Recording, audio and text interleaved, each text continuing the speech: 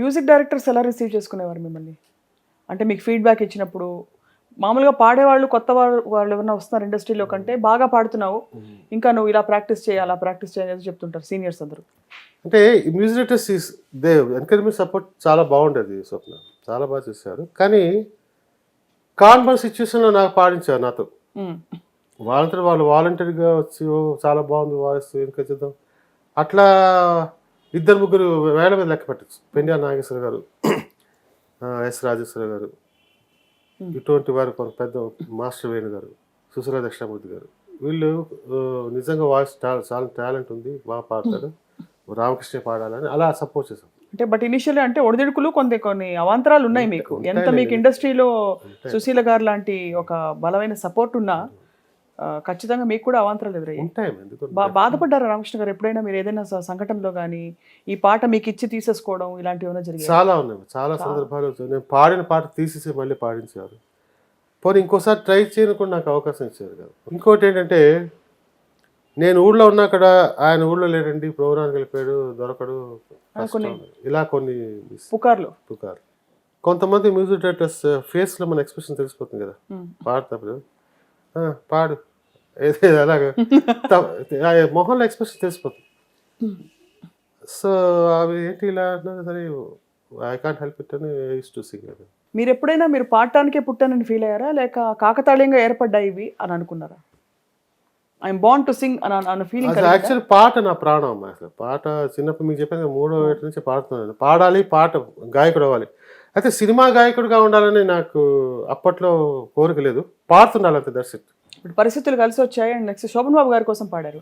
మీరు గుర్తు చేసుకున్న ఆ దశకంలో, 70వ దశకంలో మీకు బాగా అత్యంత మీకు ఇప్పుడు కూడా వింటూ అందులో పూర్తిగా ఇన్వాల్వ్ అయిపోయి పాటలు 2-3 గుర్తు చేసుకుందాం, వాటి సందర్భాలు ఎలా? ఫస్ట్ సాంగ్ జీవితం సాంగ్, అది ఫస్ట్ పిక్చర్ రమేష్ నాయుడు గారి మ్యూజిక్ డైరెక్షన్.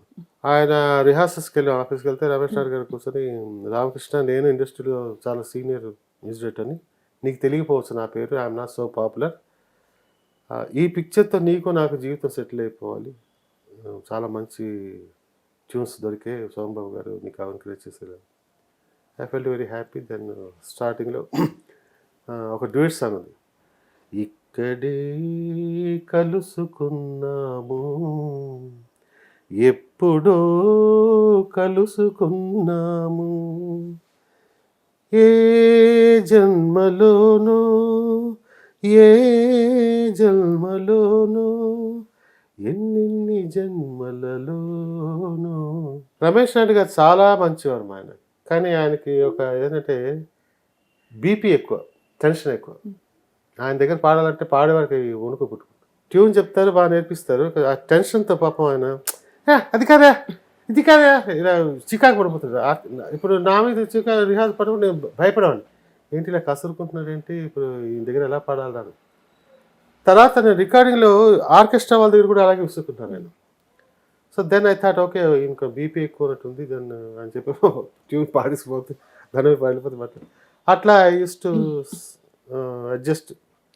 కానీ అవుట్పుట్ చాలా బాగుంది ఆయన పాటలు పాడాక. అన్ని తాత మనవళ్ళు అనుబంధం, ఆత్మీయత అంతా ఒకటి.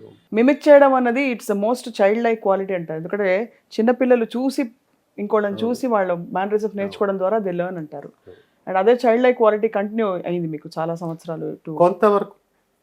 అంటే అది ఇప్పుడు ప్రస్తుతం నాకు ఆ మిమిక్రీ లక్షణాలు ఉండడం వల్ల ఇప్పుడు ఈ మధ్య కొంచెం నటిస్తున్నానండి సినిమాల్లోనూ టీవీలో. So that is helping me a little bit.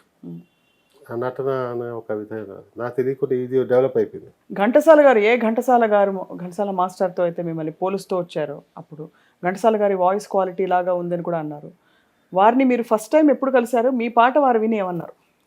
First time నేను ఘంటసాల గారు కలిసింది when I was a small bye, 13 years 14 years ఉంది.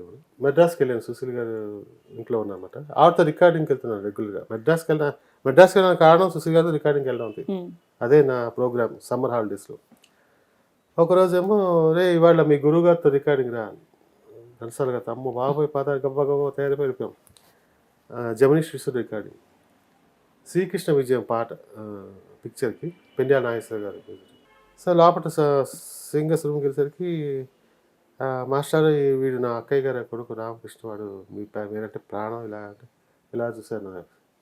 చాలా సంతోషం బాబు, ఏం చేస్తున్నావు, చదువుకుంటున్నావు ఇలా అన్నాను. తలపా కట్టుకొని మామూలు కద్దరు జుబ్బాసుకొని ఆ సాంగ్ ఇంకా నాకు గుర్తుంది.